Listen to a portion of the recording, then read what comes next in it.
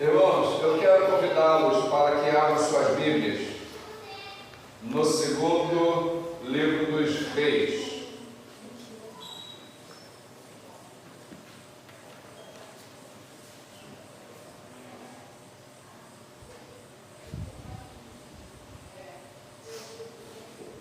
Quero convidar os nossos irmãos para que abram suas Bíblias no segundo livro dos Reis, o capítulo é 20. Segundo livro dos Reis, do capítulo 20. Quero ler com os irmãos do verso 1 ao verso 11. Segundo livro dos Reis, capítulo 20, de 1 a 11. Nos diz assim a palavra de Deus: Naqueles dias adoeceu Ezequias de morte, e o profeta Isaías, filho de Amós, veio a ele e lhe disse: Assim diz o Senhor, ordena a tua casa, porque morrerás e não viverás.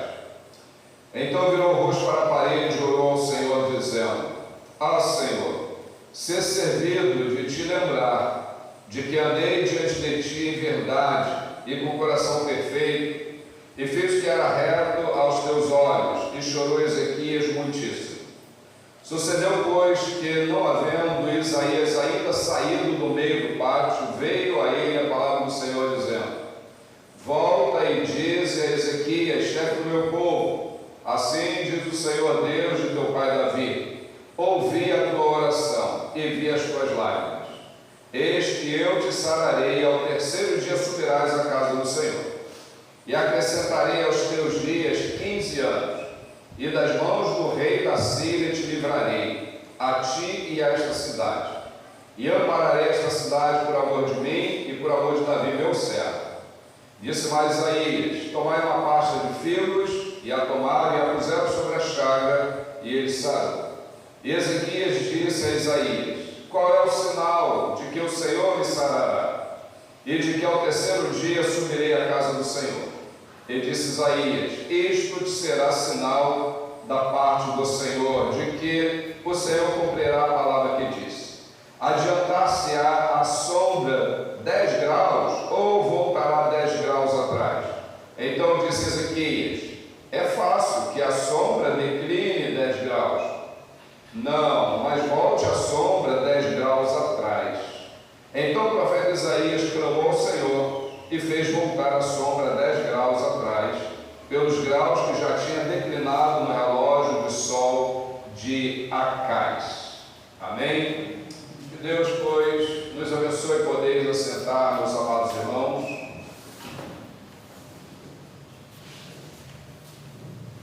É certo que a Bíblia nos ensina que cada um de nós, sem exceção, havemos de morrer. A palavra do Senhor nos ensina da seguinte maneira: morrerá o homem uma vez, vindo depois disso o juízo. É certo que nós vamos passar, porém nós não sabemos o modo e não sabemos quando. Nesse texto, o Senhor manda Isaías, o seu profeta, ir falar com o rei Ezequias. E o que Isaías diz a Ezequias, e nesse tempo Ezequias estava acometido de uma enfermidade, tal enfermidade era essa que Isaías orienta ele para ele pegar uma pasta de figo e colocar na chaga. Então Deus deixa muito claro que era uma enfermidade, essa enfermidade era uma enfermidade aparente, e o Senhor manda o profeta falar com Ezequias, o profeta Isaías, dizendo: ordena a tua casa, porque morrerás e não viverás. Irmãos, o que Deus está mandando Isaías falar com Ezequias? Põe em ordem a tua casa. Nós estamos no mês da família, e nós podemos perceber que cada uma das nossas famílias tem alguma coisa a colocar em ordem, tem alguma coisa que ainda está em desordem. Isso na minha família, na sua família, em todas as famílias da terra, porque nenhuma família é perfeita. Se nós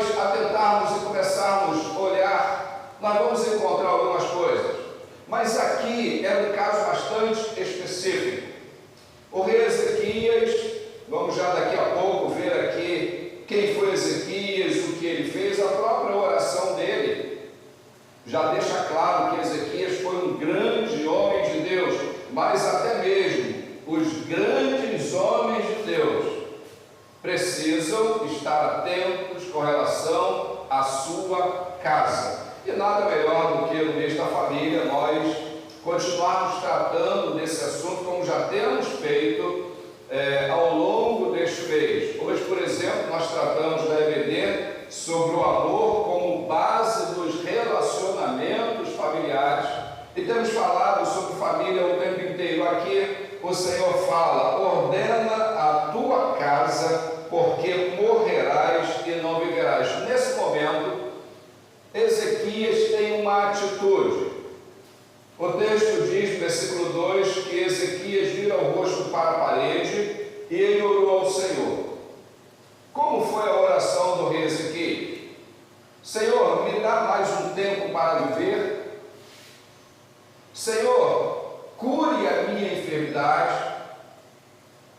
Ou será que ele perguntou ao Senhor: por que está acontecendo comigo? A oração dele está muito clara. Ele diz: Senhor, ser servido de te lembrar de que andei diante de ti em verdade, com o coração perfeito, e fiz o que era reto aos teus olhos.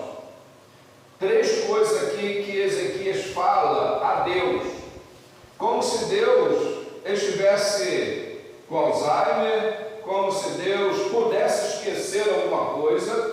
Ezequias está falando: Senhor, lembra que eu andei diante do Senhor em verdade? Lembra, Senhor, que o meu coração tem sido perfeito para com o Senhor? O Senhor lembra que eu tenho feito aquilo que é reto aos teus olhos? É como se Ezequias estivesse falando assim: Senhor, por que o Senhor manda essa mensagem para mim, botar minha casa em ordem, porque eu vou morrer e não vou viver, se eu tenho andado na tua presença?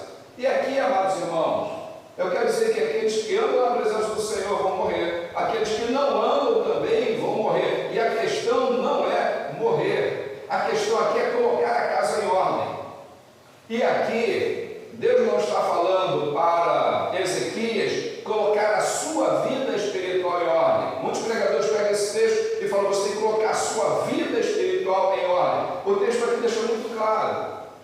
E no decorrer aqui dessa mensagem nós vamos entender que era para que Ezequias colocasse a sua casa, a sua família em ordem. E a pergunta é: como está a sua família? Como vai a sua família? Vamos lembrar daquela viúva, ou perdão, daquela mulher que tinha perdido seu filho e que ela encontra com Geazi, o servo do profeta, e quando o profeta se encontra com ela, pergunta: vai bem contigo? Vai bem com o teu marido? Vai bem com a tua casa? Ela diz: vai bem. Só que ela tinha perdido o filho. E a pergunta é sempre retórica: como vai a sua casa? Como é que está a sua família? E talvez você pense: olha, minha família está muito bem, graças a Deus, muito obrigado. Aqui Deus está falando: ordena a tua casa, ou seja, põe em ordem a tua casa. Tem um texto em Gênesis, no capítulo 18, a partir do verso 17, se você quiser acompanhar, ouvindo bem, se você quiser abrir lá em Gênesis 18, de 17 a 19, Deus está falando com Abraão com relação à destruição de Sodoma e Gomorra. E disse o Senhor no verso 17: ocultarei eu a Abraão o que faço?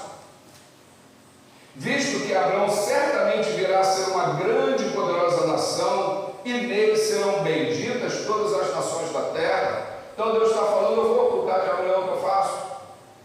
E a resposta é muito clara: não vou ocultar Abraão, até mesmo porque Abraão certamente virá a ser uma grande nação, uma poderosa nação, e serão benditas nele todas as famílias da terra. Agora, versículo 19, ele diz: porque eu tenho conhecido que ele há de ordenar a seus filhos e a sua casa depois dele, para que guardem o caminho do Senhor, para obrarem com justiça e juízo, para que o Senhor faça vir sobre Abraão o que acerca dele tem falado. Deus está falando, é certo, que Abraão terá que ordenar a sua descendência.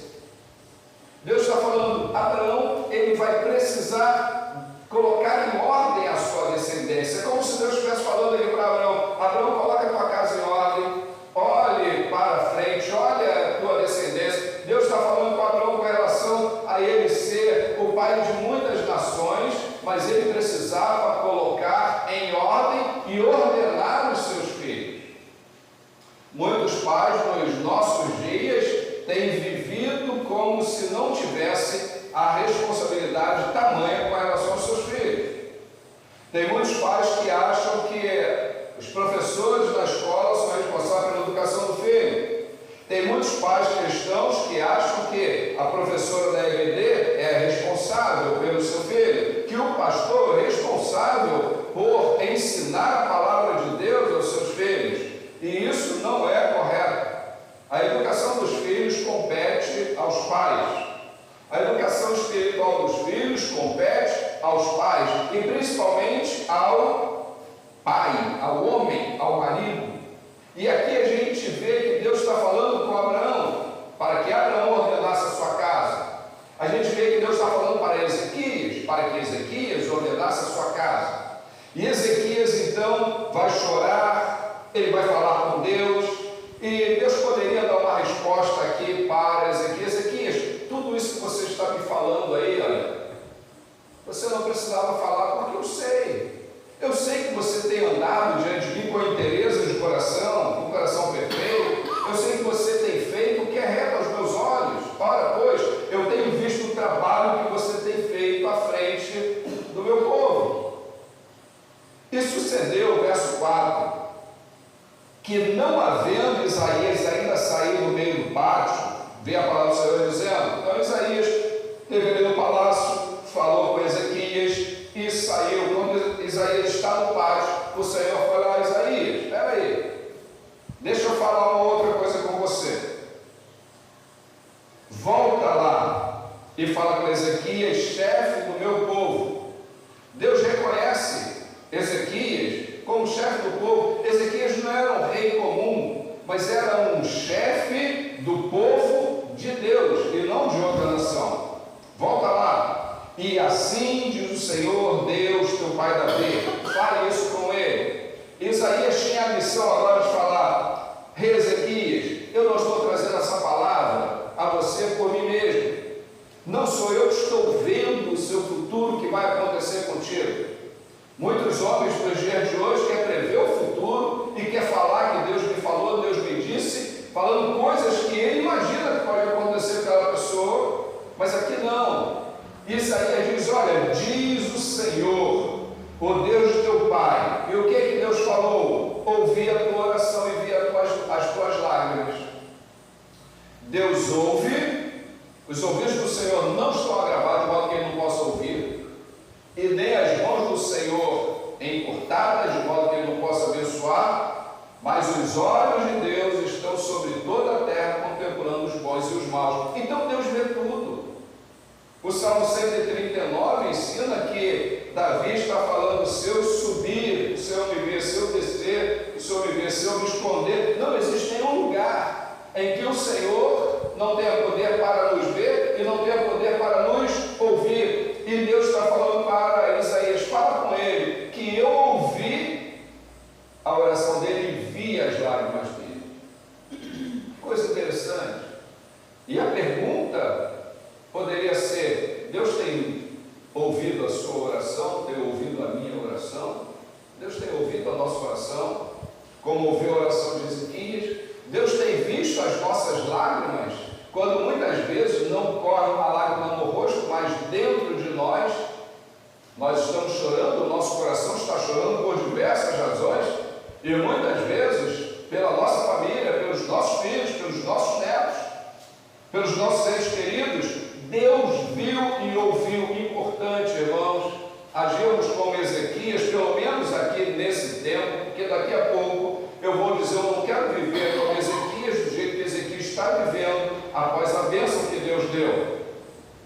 precisamos ouvir de modo que Deus, viver de modo que Deus possa nos ouvir e ver as nossas lágrimas. E eis que eu te sararei, ao terceiro dia subirás a casa do Senhor. Ou seja, ele está doente, essa doença é para a morte, o Senhor ouviu sua oração, viu as suas lágrimas, o Senhor volta. Aquilo que já estava determinado na vida de Ezequias, o Senhor fala assim: não, eu não vou permitir que ele morra. Isso aqui, irmão, a gente pode entender perfeitamente que a vida e a morte estão nas mãos do Senhor. É Deus que é o dono da vida. É Deus que é o dono da vida. E Deus tem poder para sarar. E Deus tem poder para não sarar, caso Ele não queira. Aqui Ele vai prolongar a vida de Ezequias, porque Ele ouviu Ezequias. Então a gente entende aqui que a oração tem um grande poder. A oração de um justo, ela pode muito em seus efeitos, muito. Você pode orar por uma pessoa aqui e ela ser curada. Você pode orar por sua vida, orar por alguém que está em outro país até. Os ouvidos do Senhor não estão agravados, os olhos dele não estão cegos, ele vê, ele ouve. E então o Senhor ouviu a oração, viu as lágrimas e falou: eu vou sarar o rei Ezequias. E ao terceiro dia ele vai subir à minha casa. O verso 6 diz: e acrescentarei aos teus dias 15 anos. Agora começa aqui as bênçãos que Deus vai dar ao rei Ezequias por conta da sua oração e as suas lágrimas. 15 anos o Senhor vai acrescentar. Deus estipula um período. Amados irmãos, se você soubesse, Ezequias aqui está sabendo, eu tenho mais 15 anos de vida, porque o Senhor determinou. Se você soubesse quanto tempo de vida você tem, o que você faria?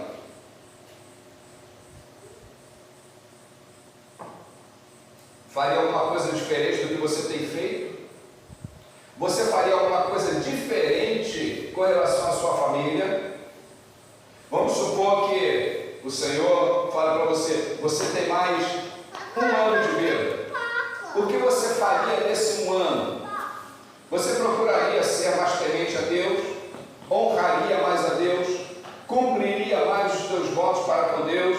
Teria uma vida mais exemplar? Uma vida mais perfeita diante da tua família? Você abençoaria mais a sua família? O que você faria? Ezequias tem a oportunidade agora de fazer algo a mais, além de andar com Deus, ter um coração perfeito e fazer o que era. Ele já era um bom homem, ele já era um bom cristão, ele já fazia coisas boas, mas agora ele tem a oportunidade de viver mais 15 anos. Que maravilha! Só a notícia de que você não vai morrer, vamos estar mais 15 anos, já era mais do que o suficiente.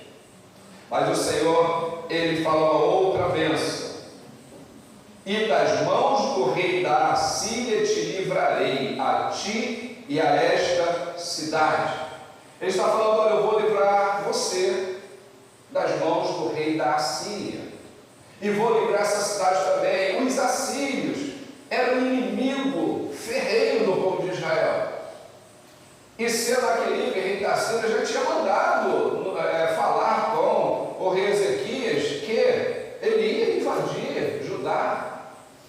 O Senhor fala: eu vou te livrar, mas ele ainda diz outra coisa: e ampararei esta cidade por amor de mim e por amor de Davi meu servo. Isso aqui é interessante, que Deus não está falando: eu vou amparar essa cidade, vou livrar por amor de você, Ezequias.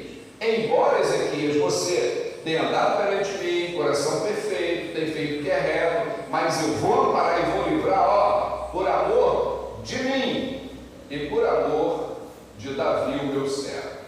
Então aqui a gente vê a consideração que Deus tinha por Davi. E Deus falou: vou livrar por amor de mim e por amor de Davi.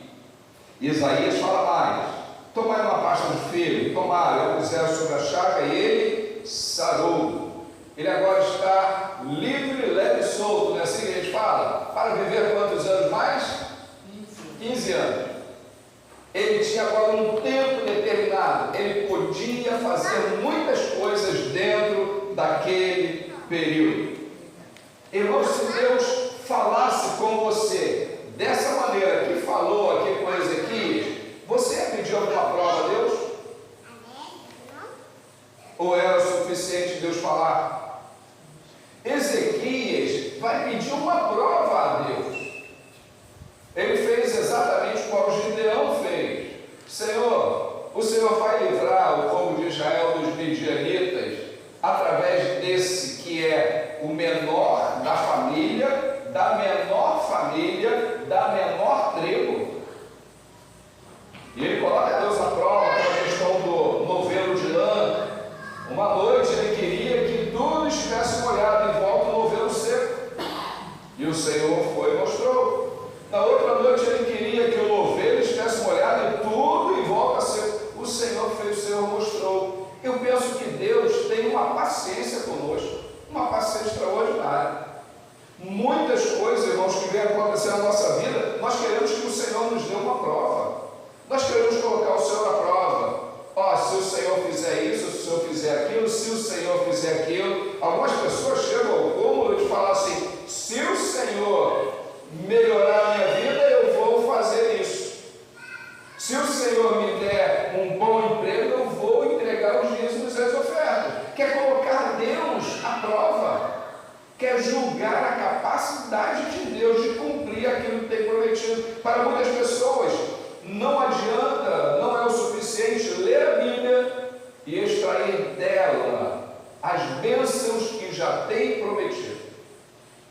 Deuteronômio 28 é um texto que não sai da minha mente, do meu coração. Diz que as bênçãos de Deus nos seguirão quando nós tão somente obedecemos a Deus.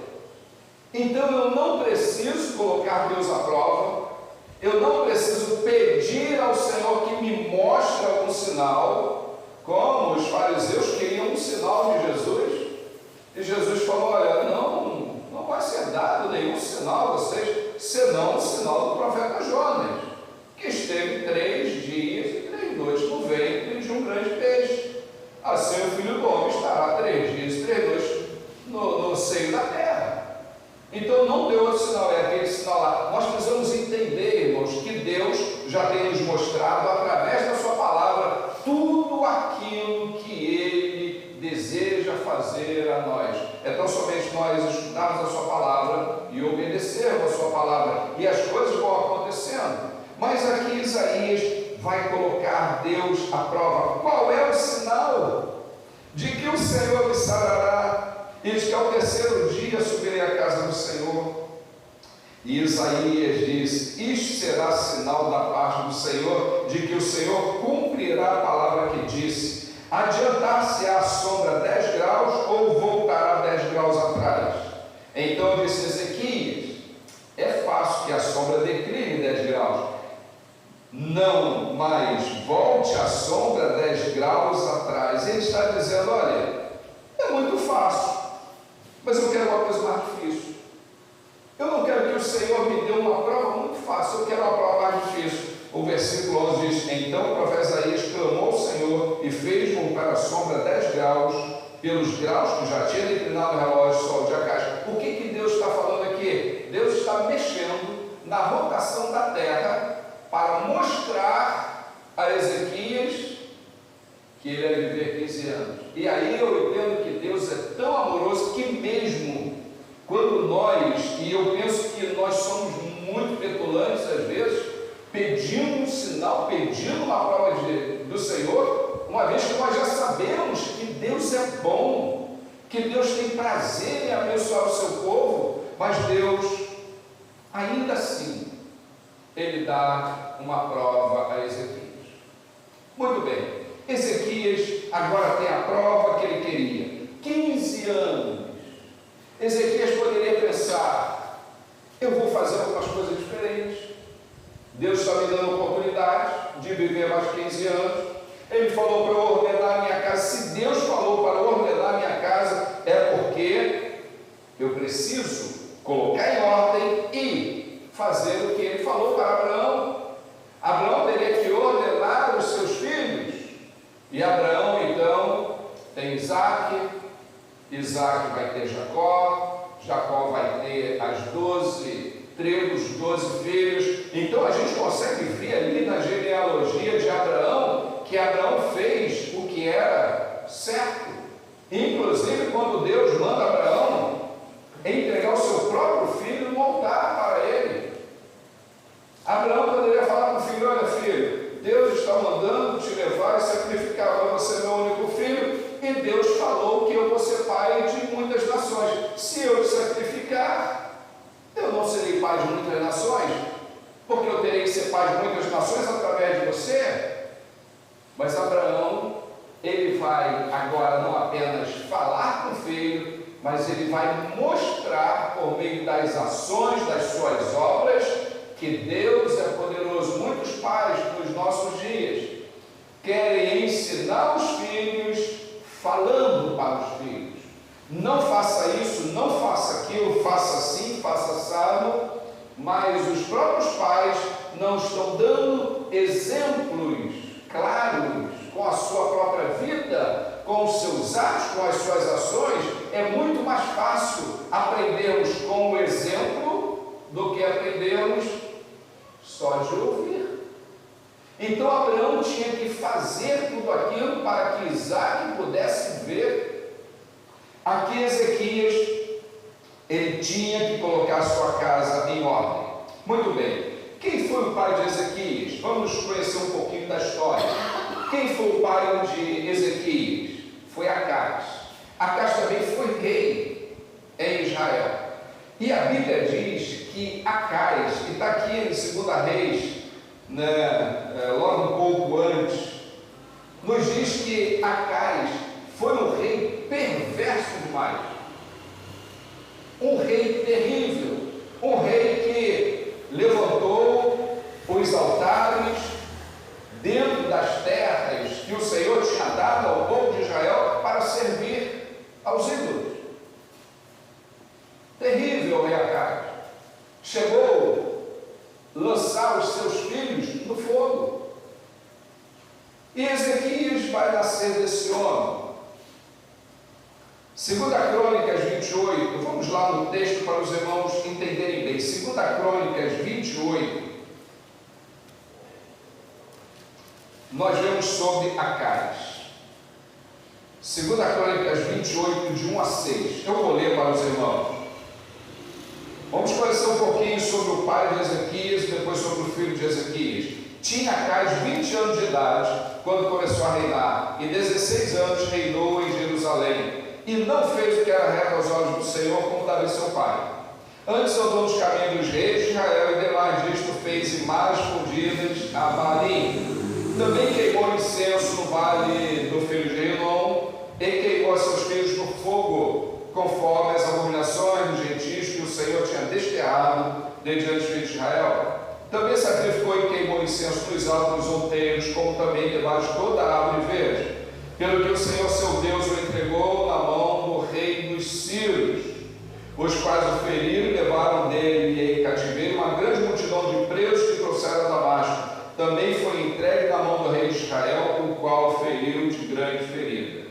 O que está acontecendo aqui? Acaz, além dele ser entregue na mão dos reis sírios, ele também foi entregue nas mãos dos reis de Israel, que eram inimigos.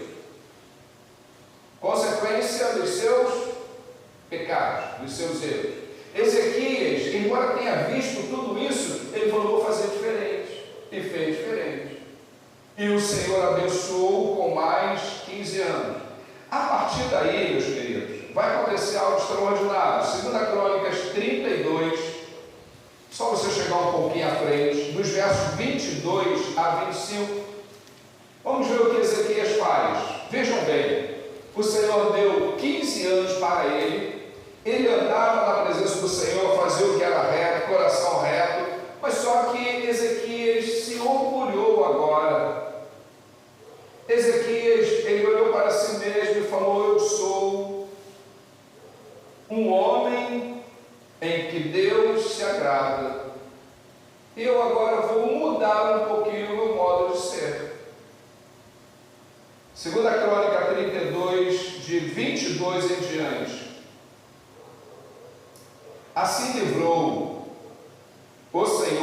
Ezequias e aos moradores de Jerusalém, da mão de Senaqueribe, rei da Síria, da mão de todos os lados o guiou. Ou seja, o Senhor está cumprindo aquilo que prometeu Ezequias. Eu vou te livrar das mãos do rei da Síria. 23. E muitos traziam presente a Jerusalém, ao Senhor, e coisas preciosíssimas a Ezequias, rei de Judá, de modo que depois disso foi exaltado perante os olhos de todas as nações. Deus está exaltando o rei Ezequias, livrou dos seus inimigos. Verso 24, naqueles dias Ezequias adoeceu de morte, orou ao Senhor, o qual lhe falou e lhe deu um sinal. Verso 25, preste atenção. Mas não correspondeu Ezequias ao benefício que se lhe fez. Ele não correspondeu. Tudo aquilo que o Senhor havia feito a ele não correspondeu. O seu coração se exaltou, pelo que veio grande indignação sobre ele, sobre Judá e Jerusalém. A Bíblia diz que a soberba precede a queda. E Ezequias ficou soberbo. Tem muitos crentes soberbos. Muitos crentes soberbos. Tem muitos crentes que conserva o colarinho, bate no peito e diz: eu sou o crente, o verdadeiro. Tem crente que gosta de título. Antes de falar o nome dele, ele fala o título. Antes de falar o nome dele, ele fala o ministério. É uma forma de se exaltar. É uma forma de dizer: eu sou tal. Foi o que Ezequias fez. Ezequias se exaltou. A Bíblia diz que nós precisamos nos humilhar debaixo da potente mão. Alguém já falou assim: aquele que for humilhado será exaltado. Isso não tem na Bíblia. Não é aquele que for humilhado que será exaltado. Eu posso ser humilhado por alguém e isso pode não me trazer nenhuma exaltação. Eu não serei exaltado porque alguém me humilhou. A Bíblia diz: aquele que se humilhar, esse será exaltado. Tem muitos pais de família que estão se exaltando pelos seus conhecimentos, pelas suas profissões, pelo seu dinheiro. Ezequias, ele se exaltou e ele fez o que o Senhor não se agradou, e veio sobre ele indignação. E essa indignação ele sentiu. Ele sentiu porque Deus mostrou a ele o que ele tinha feito. Logo a seguir, ele vai se arrepender disso. Verso 26, Ezequias, porém, se humilhou pela soberba do seu coração. Irmãos, você pecou, Ezequias pecou, Ezequias reconheceu o seu erro, ele vai se humilhar. Ele se humilhou da soberba do seu coração. Ele, os habitantes de Jerusalém, e a grande indignação do Senhor não veio sobre ele no dia de Ezequias. Ou seja, se ele não tivesse humilhado diante do Senhor depois de ter se exaltado, Deus permitiria que os assírios viessem sobre ele. Aquilo que Deus falou: vou proteger vocês, os assírios não vão ver, mas o Senhor deixaria os assírios verem. Tanto é que deixou no tempo do seu filho Manassés. Então Deus está falando: Ezequias, você não pode se exaltar. Verso 27, teve Ezequias riqueza e glória, grande abundância, fez tesouro de prata, de ouro, de pedras preciosas, de especiaria, de escudo e de tudo que podia se desejar. Então Ezequias se tornou grande, e muito grande no seu reino. Isso é um problema? Isso é um grande problema. Isso é um grande problema, porque muitas vezes nós colocamos o nosso coração nessas coisas. Nós colocamos o nosso coração no dinheiro, no emprego, na posição social, no carro, na casa, até nas roupas que nós usamos. Muitas vezes colocamos o nosso coração na igreja que nós congregamos, no ministério que congregamos, como se isso fosse alguma coisa. Deus está acima de tudo isso, amados. O nosso coração deve estar no Senhor, e apenas no Senhor. Muito bem. A partir daí, nós podemos conhecer um pouquinho do filho de Ezequias. O filho de Ezequias vai ter um grande problema na sua vida. 2 Reis, capítulo 20, verso 6. 2 Crônicas, capítulo 33, versículo 11. Ezequias vai ter um filho. É muito interessante Ezequias, ele vai subir ao trono com 29 anos. Com 39 anos ele ficou doente. E com 54 anos ele morreu. Ele tinha 39 anos quando ficou doente. O Senhor falou: vou te acrescentar 15 anos. E ele morre com 54 anos. Então, ele vive os 15 anos que o Senhor havia prometido. Porém, ele tem um filho dentro desse espaço de tempo. Depois que o Senhor falou com ele e sarou a sua enfermidade, passado 3 anos, nasce Manassés, nasce o seu filho. O que o Senhor tinha falado com Ezequias? Ordena a tua casa. Ele ficou sarado, mas ele não ordena a sua casa. E ele agora diz: olha, eu tenho 15 anos, eu vou viver a vida. Eu tenho um filho e eu vou criar o filho, mas eu não vou ensinar o meu filho aquilo que realmente eu preciso ensinar. Eu não vou educar o meu filho como a Bíblia orienta que eu eduque. E o que vai acontecer com o filho de Ezequias? 2 Crônica 33, verso 11. O verso 1 vai dizer que tinha Manassés 12 anos de idade quando começou a reinar, e 55 anos reinou em Jerusalém. Verso 2: e fez o que era mal aos olhos do Senhor, conforme as abominações dos gentios que o Senhor lançara fora de diante dos filhos de Israel, porque tornou a edificar os altos que Ezequias seu pai tinha derribado. Acais tinha levantado os altos para adorar ídolos. Ezequias foi lá e tirou. Agora Manassés vai e coloca tudo novamente e vai adorar os ídolos. E fez bosque, prostrou-se diante de todo o exército dos céus, serviu, edificou altares. Ele foi fazendo tudo aquilo que o seu avô tinha feito. Inclusive, o verso 6, fez ele também passar seus filhos pelo fogo do vale de Rinom, usou adivinhações, agouro, feitiçaria, consultou adivinhos, encantadores, fez imagens de escultura. Ele fez tudo aquilo que abominava a Deus. Mas no versículo 11, pelo que o Senhor trouxe sobre ele os príncipes do exército do rei da Síria. Lembra que o Senhor tinha falado: Ezequias, eu vou livrar você do rei da Síria. Eu vou livrar o teu povo, que é o meu povo também. Mas por ele não ter ordenado a sua casa, como o Senhor havia mandado, o rei da Síria agora vem no reinado do seu filho. E o que o rei da Síria faz?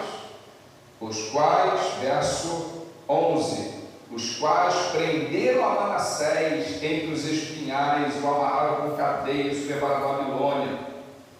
E ele, angustiado, orou deveras ao Senhor seu Deus, humilhou-se muito perante o Deus de seus pais, e fez oração, e Deus se aplacou para com ele. Deus é muito misericordioso, irmão.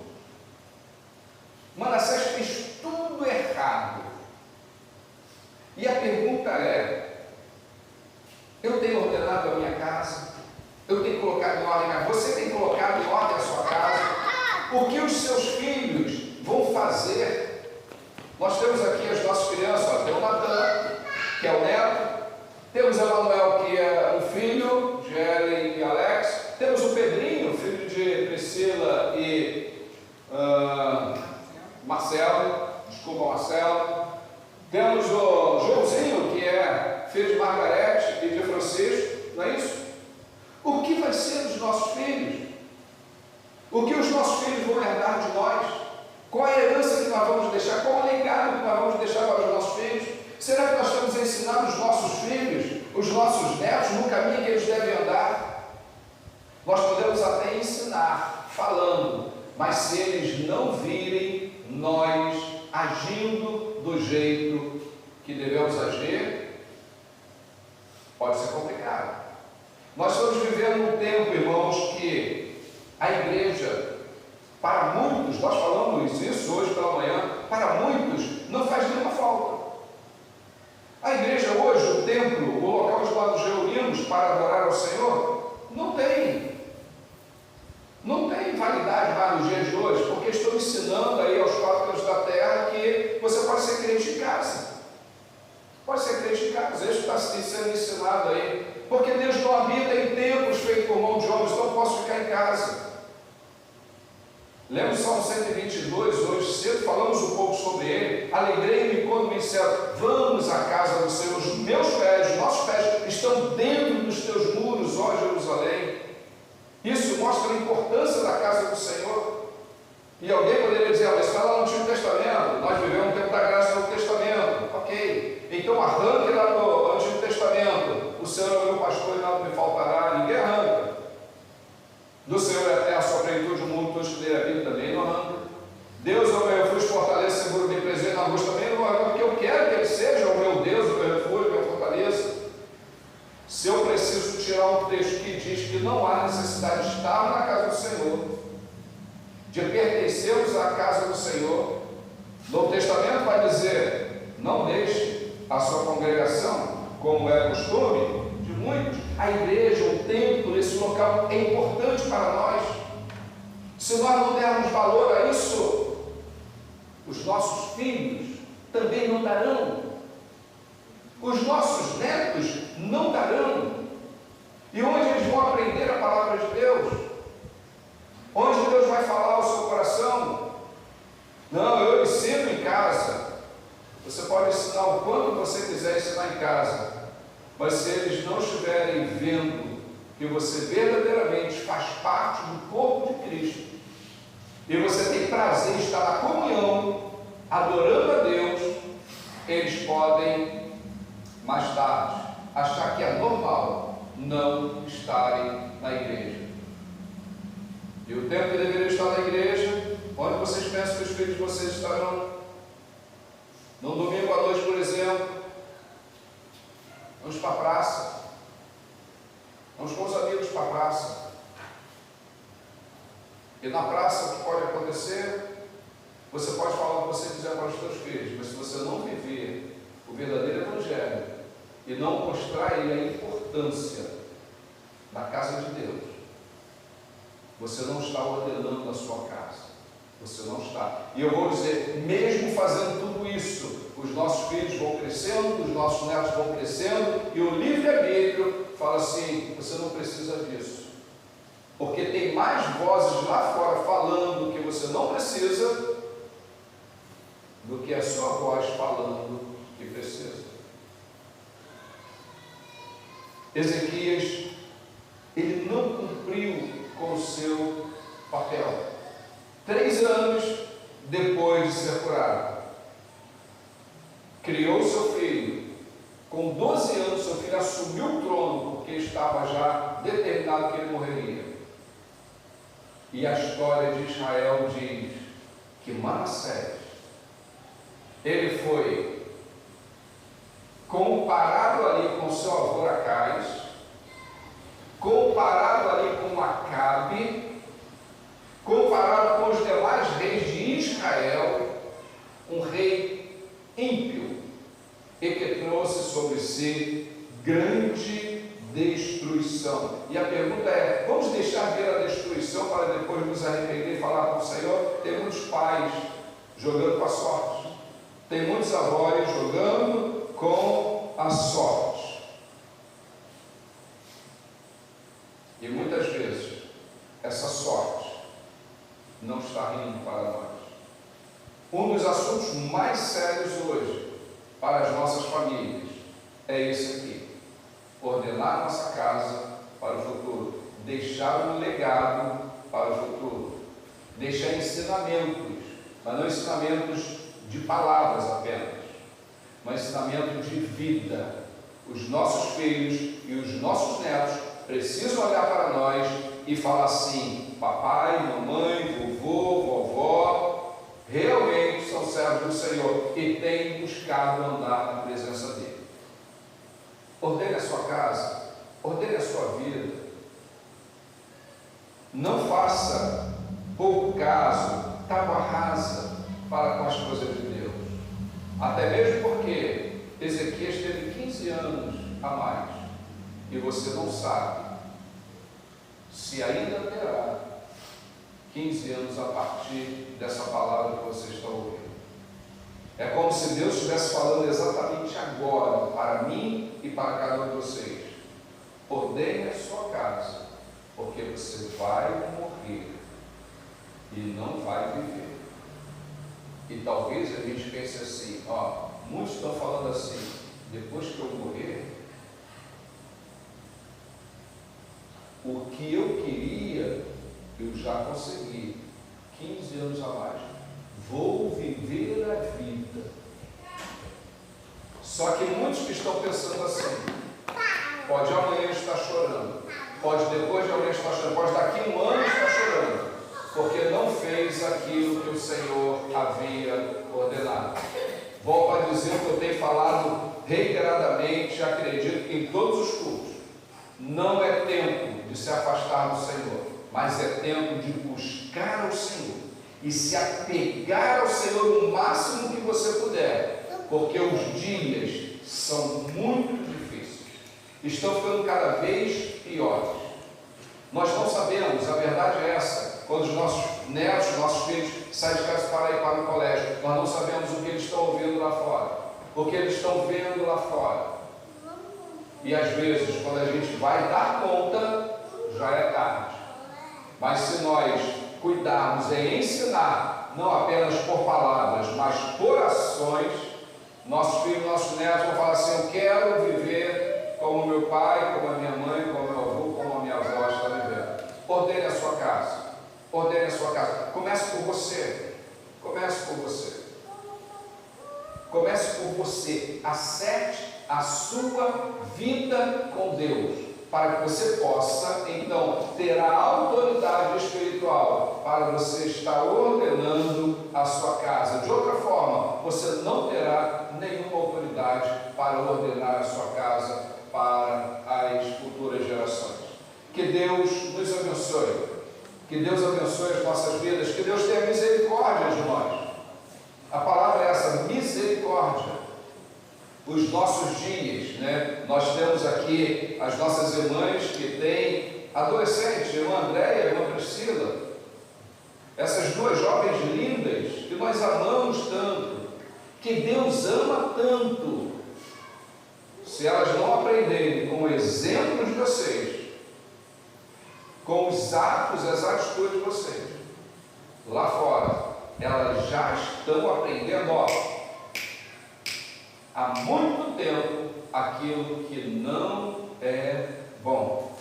A minha casa, a sua casa, precisa estar na mesma posição que Josué falou. Eu e a minha casa serviremos ao Senhor. Se vocês acharem que é tão importante servir aos deuses dos amorreus, dos heveus, dos ferezeus, os deuses que serviram os vossos pais, da lei do rei, vocês sigam quem vocês quiserem, é assim que Josué fala. Porém, eu e a minha casa serviremos ao Senhor. Você quer declarar isso diante de Deus? Que você e sua casa vão servir ao Senhor? Que vocês vão ordenar a sua casa diante do Senhor, os seus filhos, seus netos, para que eles possam crescer. E mais tarde, né, quando nós estivermos aí com os nossos cabelos brancos, né? Está chegando lá, né? Quando estivermos com os nossos cabelos brancos, nós podemos olhar para trás e falar assim: Senhor, muito obrigado. Muito obrigado porque o Senhor me instruiu e eu pude fazer conforme a tua vontade para a nossa família. Deus abençoe a sua casa. Deus abençoe a sua família. Não durma esta noite sem pensar nas coisas que vocês ouviram. Vocês já estão adultos. Não pensem em vocês. A gente tem muito costume de pensar em nós mesmos. Nós que já passamos aí da metade da vida. Nós que já estamos chegando aos cabelos brancos. Nós já vivemos bastante. Muitos de nós já sabemos perfeitamente o que nós queremos. Mas os nossos filhos e os nossos netos dependem exclusivamente daquilo que nós estaremos passando para eles. Os ensinamentos de Deus, da palavra de Deus. Você e a sua casa, assim como eu e minha casa, precisamos servir ao Senhor. de todo o nosso coração, para que os nossos filhos possam ser bem-aventurados. Que Deus nos abençoe. Que Deus nos abençoe com essa palavra.